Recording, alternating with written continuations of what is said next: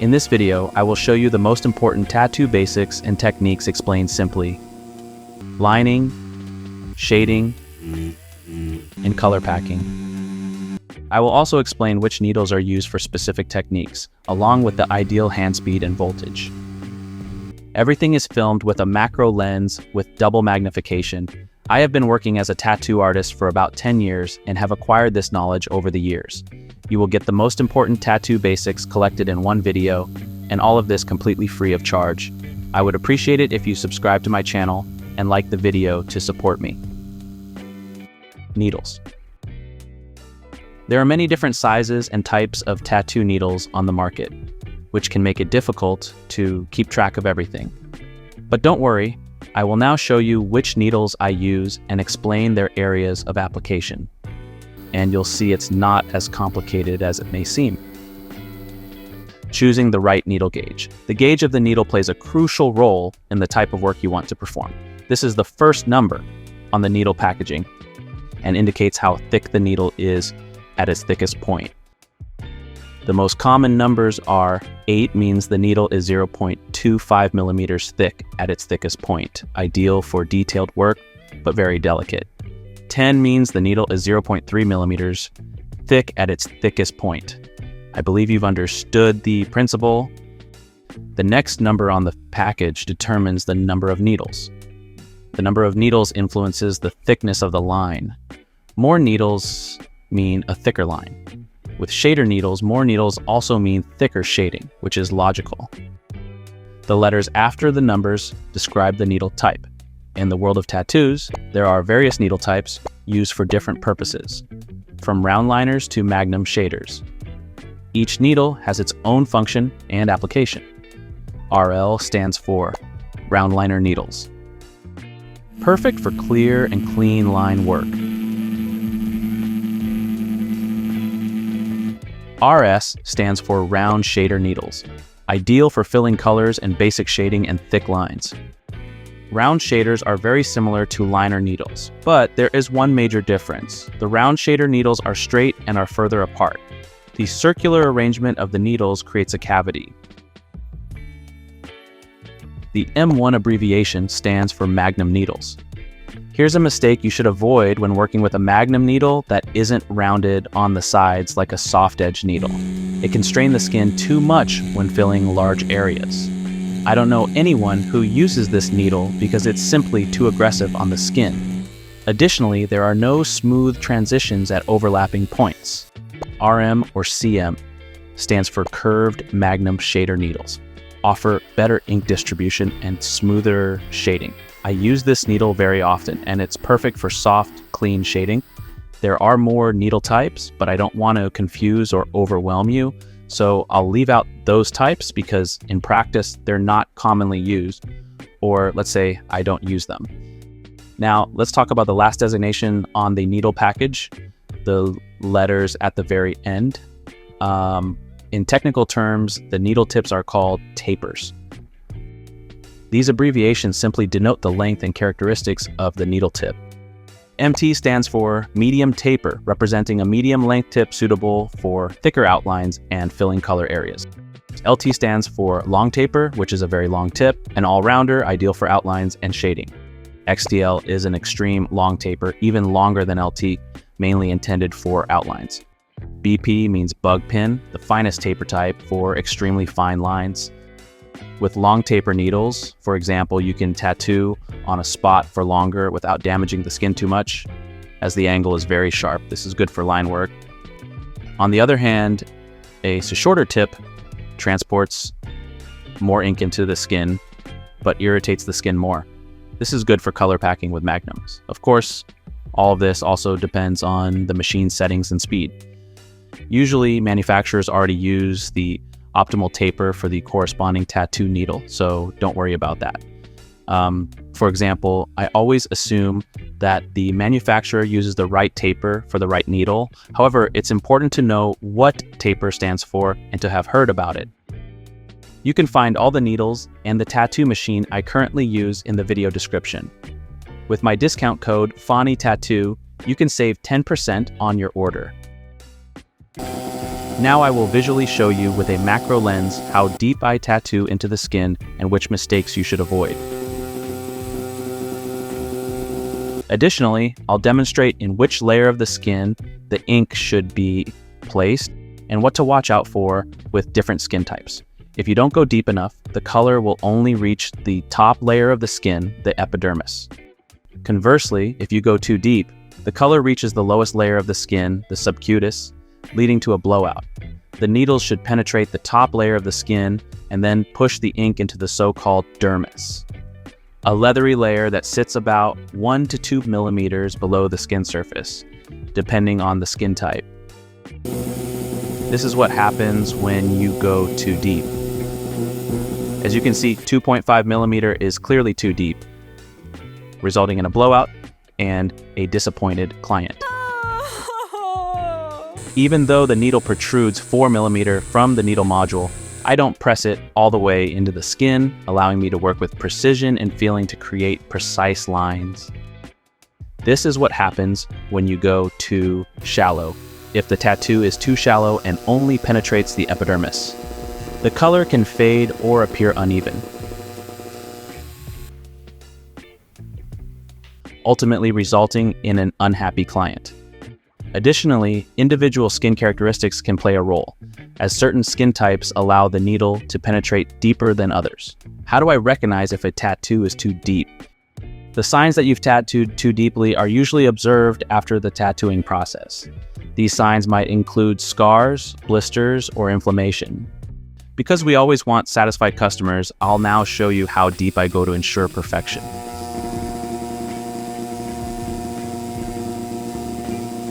The depth varies depending on the skin type and location, ranging between 0.5 and 1.5 millimeters. In areas where the skin is very thin, such as the elbow or ankle, I don't go as deep, unlike on a thicker area like the thigh, where I might go deeper. Makes sense. Now, let me demonstrate another mistake you should try to avoid. If you insert the needle into the skin abruptly without a smooth entry and exit, it can lead to an unintended black dot. The right approach is to enter gently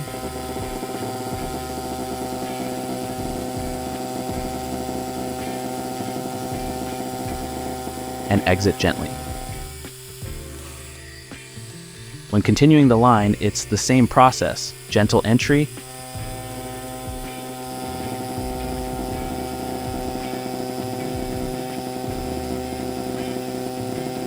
and again a gentle exit. Hand speed and voltage. Hand speed and voltage are two of the most important fundamentals in tattooing. If you understand the balance between these two aspects, you can draw better lines, perfect your shading, and simultaneously protect your client's skin. In this video, I'll explain what hand speed and voltage mean, how they work together, and the techniques you can use to achieve optimal results.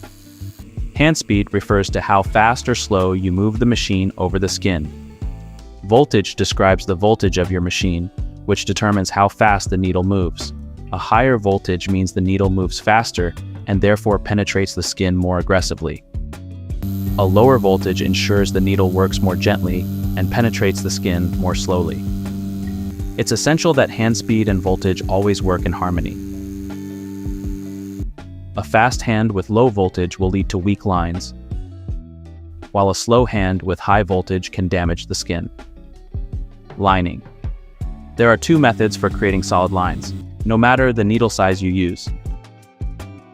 When I make lines, regardless of whether the needle is thick or thin, I always use a 4.2 millimeter stroke and leave the needle about 4 millimeters out of the cartridge. To simplify, I use a 3-round liner, symbolically representing a thin needle, a 7-round liner, symbolically representing a thick needle. Method 1. Adjust voltage to match the needle size. What I mean by this is that, for example, if you are drawing a line with a 7-round liner at this speed, you can do the same with a 3-round liner. You just need to reduce the voltage.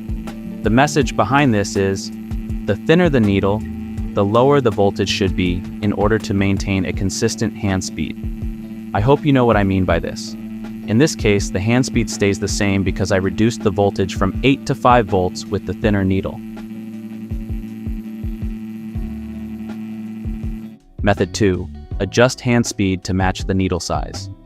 What I mean by this is that I use needles of different thicknesses, but do not change the voltage. Instead, I simply adjust my hand speed. I use 8 volts for every line. With the thinner needle, I have to draw the line faster because it is more aggressive toward the skin and penetrates the skin more easily. With the thicker needle, it takes longer for the ink to penetrate the skin, so I draw the line slower.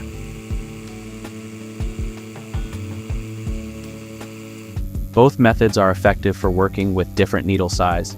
Which one works best for you depends on your personal style and skill level. Test both approaches and find your own comfort zone to achieve perfect results. Shading. For shading, I use a 9 Magnum soft edge needle, 3.3 millimeter stroke, and leave the needle about 2 millimeters out of the cartridge. In my opinion, higher voltage, for example 8 volts or higher, leads to softer and smoother shading because the needle penetrates the skin faster, allowing the pigment to distribute more evenly. This enables you to create smooth transitions. For my hand speed, 8 volts work the best. In this video, I'll show you 8 different techniques for creating solid tattoo lines. Which technique is best for you will have to be determined by trying them out for yourself. But I'll talk more about my favorite technique later on. I use my free hand to stretch the skin in all techniques to work precisely. When pulling a line towards myself, I may adjust the angle, but I usually hold the machine like this. For the lateral angle, it's crucial that it's not too flat to avoid creating a blowout. It would be best not to use this angle at all, but if you do use it, I wouldn't go flatter than this. If the voltage of the machine is too high, I try not to tattoo over the same line more than twice to avoid causing massive skin damage, as you can see here. Choosing the right needle for outlining is crucial for creating clean and precise lines in a tattoo. The most commonly used needle for outlining is the round liner needle. This needle has a single round needle configuration, which is perfect for creating sharp, clean lines. For all the techniques I'm about to show you, I'm using only one needle, specifically a 7-round liner 0.3 millimeters. In the first technique, I let the needle protrude approximately 1 millimeter from the needle module. This is how I hold the tattoo machine. Since the needle only protrudes 1 millimeter from the module, I don't need to focus on depth because I can work with it hitting the stop. However, this technique only works on even surfaces. It doesn't work where depth varies on body parts.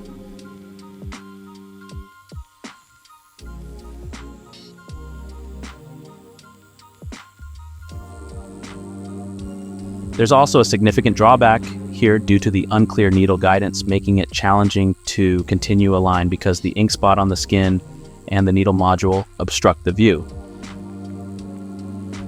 This is also why it's difficult to work cleanly on edges, as you can see here. For all the other techniques I'm about to show you, the needle protrudes approximately 4 millimeters from the needle module. In the next technique, I hold the machine at this angle and pull it toward me. I stabilize the guiding hand with my thumb, and it's essential to move the entire hand uniformly in one direction.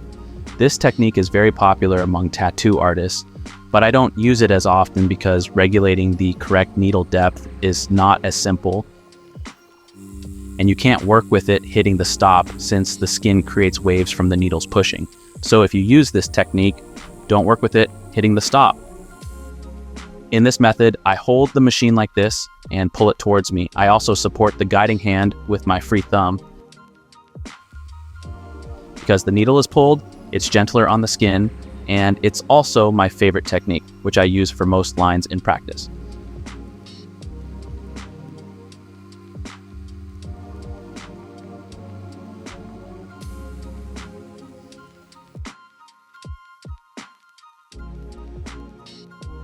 The good thing about it is that the needle's angle already determines a line, as you can see here. If I don't have an angle and the machine is straight, the natural form is a dot. This is the same technique, but with a lateral angle. The angle should never be shallower than this. I often use this technique in areas where it's not possible to hold the machine straight. I try to avoid it, but sometimes I have to use it.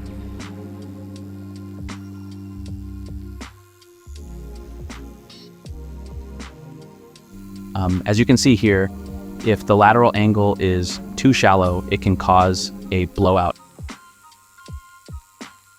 In the next technique, I hold the machine like this and make small back and forth movements. I only use this technique in areas that are difficult to tattoo, such as an elbow or knee, because I found that these areas don't accept the ink as well. I always draw my lines at 8 volts, but this can vary depending on the manufacturer. You'll need to experiment to find the voltage that suits you best.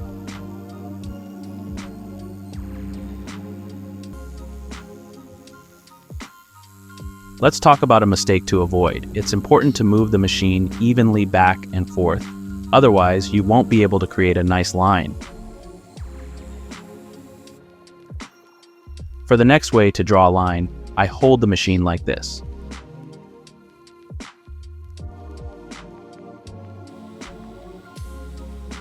Since the hand movement already stretches the skin, I really like working with this technique and it's very practical.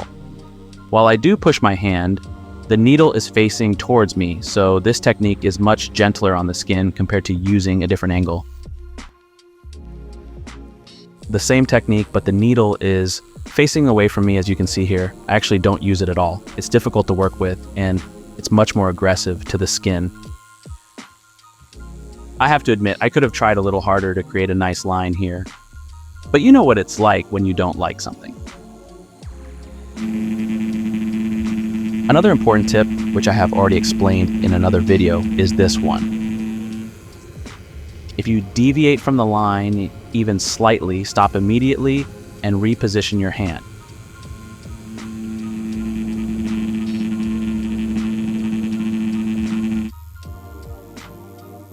In my opinion, one of the most important tips is that when you stop a line and want to continue later, it's important to exit the skin softly and re-enter softly.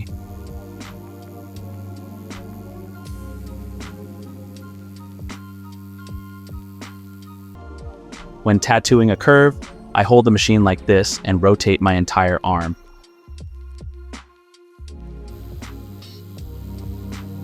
I support the guiding hand with my thumb again and try not to change the angle of the machine, but move my entire arm.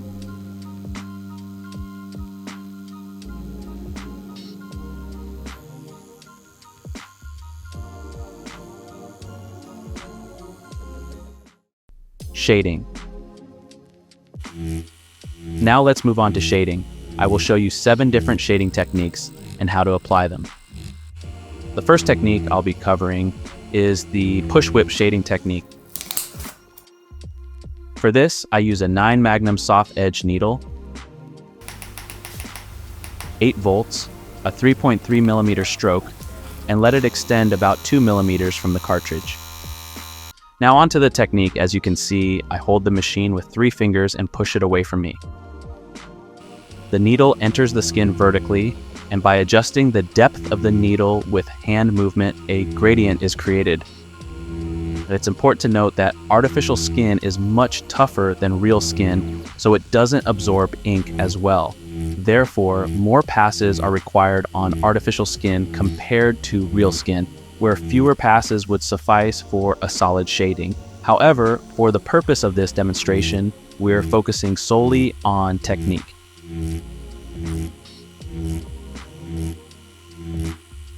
This technique is great for working away from edges, but it can be challenging to create long, solid gradients. For beginners, combining this technique with a simpler design would be perfect, as it's easy to learn and can produce beautiful tattoos. As you can see, I've achieved a nice shading effect using only black ink, with the shading resulting from the depth of the needle. In practice, I've used this technique, for example, in the area shown in this tattoo. Now, let's address a common mistake to avoid. If you don't smoothly pull the needle out of the skin, you won't achieve a soft gradient. resulting in less satisfactory shading. Next, let's talk about the stipple, pepper whip shading technique, or whatever you want to call it. For this technique, I use a 7-round liner needle, 5 volts, a 4.2 millimeter stroke, and let the needle extend about 3 millimeters from the cartridge. Stippling shading involves inserting the needle into the skin and rotating the hand away from the needle's entry point on a rounded axis. You're doing it correctly if the needle can't enter the skin fast enough to make a solid line. Stippling occurs due to the fast hand movement. With decreased saturation, the further along an axis the hand rotates. Of course, you can also use a pulling motion for this technique as long as the voltage is low and the hand movement is fast. I've tattooed this design, for example, using this technique. Using too high a voltage with this technique doesn't yield the desired result, as you can see here. For the scumbling shading technique, I again use a soft edge Magnum needle. With this technique, I make small circular motions, adjusting the depth of the needle with my hand movement to create shading. The slower the circular motions, the more solidly the ink is incorporated into the skin. Since I only want a light shading, I rotate the circular motions a bit faster. The texture created with this technique depends on the size of the circles and the pressure applied to the needle. This technique I often use in practice for dark backgrounds, such as in this tattoo at this particular spot. It's crucial to use a Magnum needle with rounded corners for this technique. Otherwise, visible edges may appear in the shading, as you can see here. Now onto the pull whip shading technique. Unlike the push whip shading, I don't push the needle away from me, but instead pull it towards me. A significant advantage of this technique is that it's less aggressive on the skin. Whenever you pull a needle, it's less aggressive on the skin compared to pushing it away, which can result in less skin trauma. It's not just with this technique. Generally, a larger Magnum needle yields a softer shading. In my opinion, this technique is perfect for creating light shading, like in this area of this tattoo of the King of Rock and Roll. Let's address another mistake to avoid. If you start too slowly and don't maintain a consistent movement, it can lead to a black spot where you initially started. Now, on to dot work shading. For this, I again use a 7-round liner needle. Here, I attempt to create shading from bottom to top with small dots. The shading is determined by the distance between the dots and the depth to which the needle is inserted into the skin. Generally, this technique is straightforward to learn and thus perfect for beginners. I'm curious if there are still viewers here who have been with me since the beginning of my YouTube journey. Feel free to write in the comments since when you've been following, and thank you for your support. If you're new to the channel, I would appreciate it if you subscribe to my channel to not miss any further videos.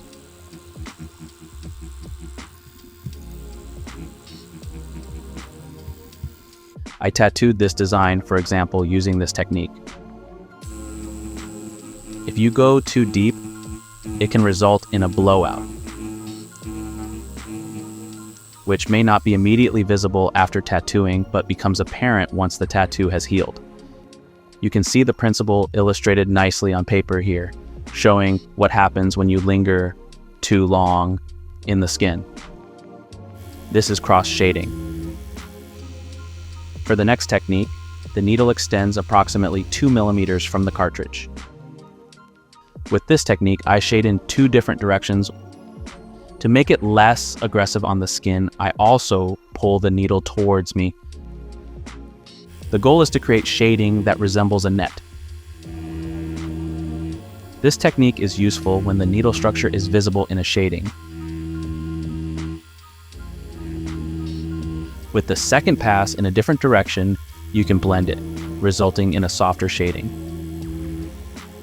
This technique could also be done with a liner needle to create the cross-hatching effect, as you can see beautifully illustrated in this picture.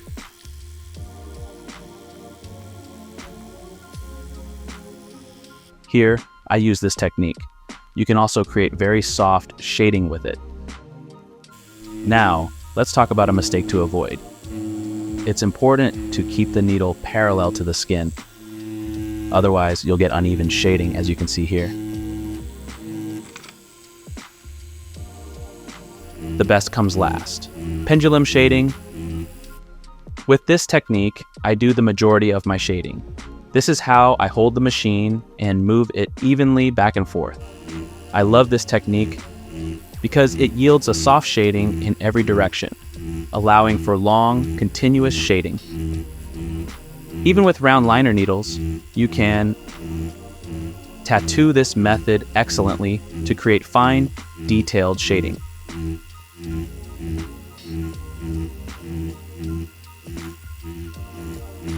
In this design, I mainly applied pendulum shading. Unlike here, you should try to make controlled movements so that it results in a solid shading in the end.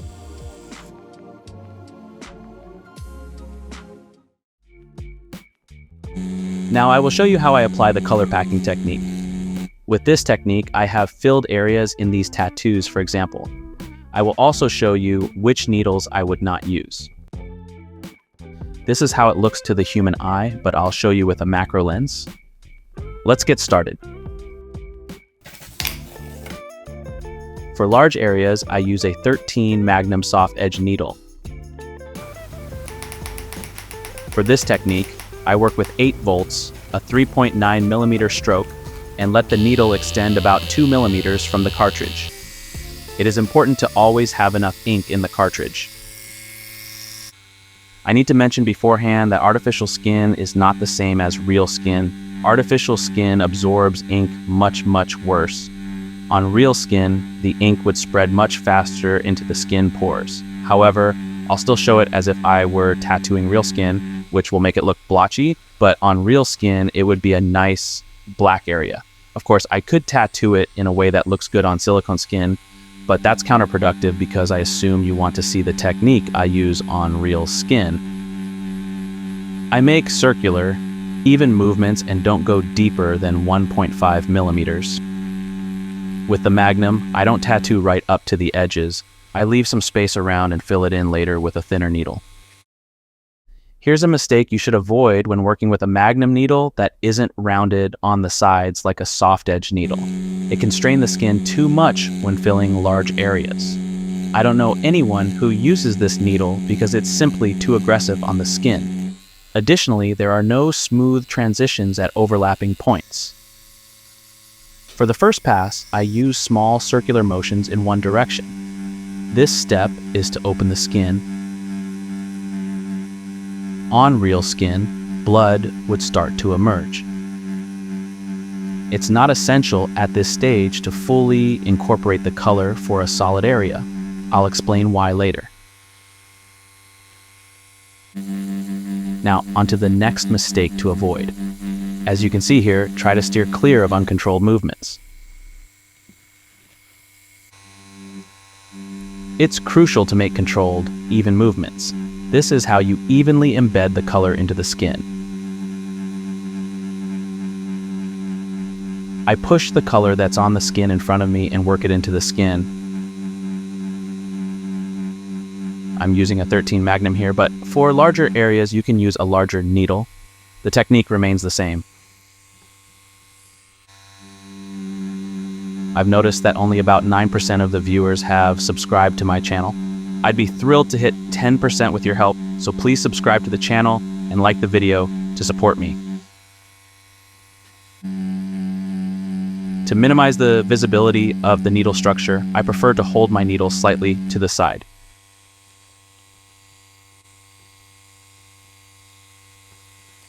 As a lot of ink falls onto the skin when working with Magnum needles, it's crucial to use enough Vaseline to make wiping easier.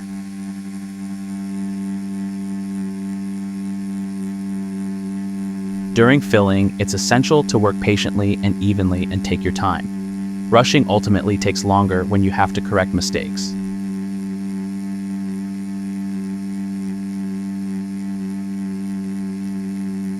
Because of the rounded needle edges, you can't notice transitions between the two bars. That's the effect we're aiming for. To work cleanly along the edges, I use a 9-round shader needle,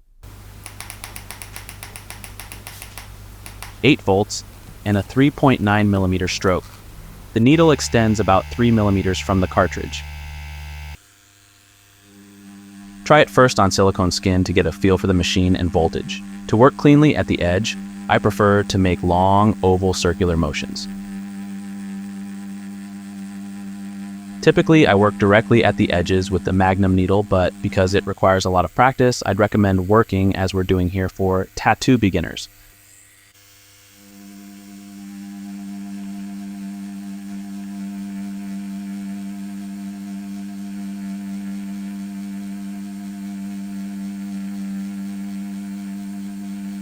I'm doing this everywhere. I'm skipping the rest.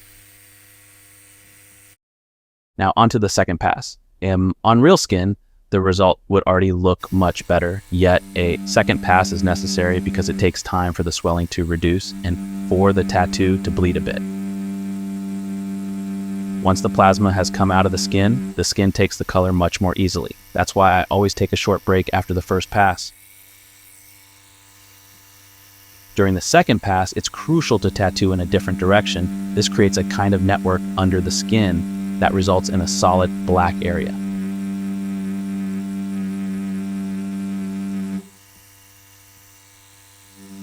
Never do more than 2 passes. Otherwise, the skin will be overworked, which can lead to scarring.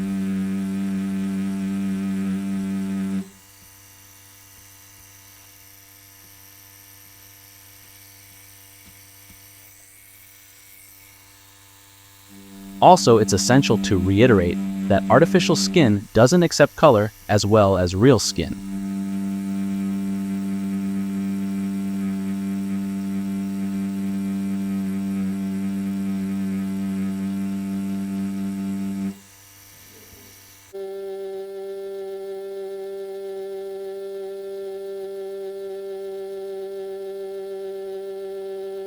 Now on to the second part of the second pass. I'm doing one last touch-up with the thin needle.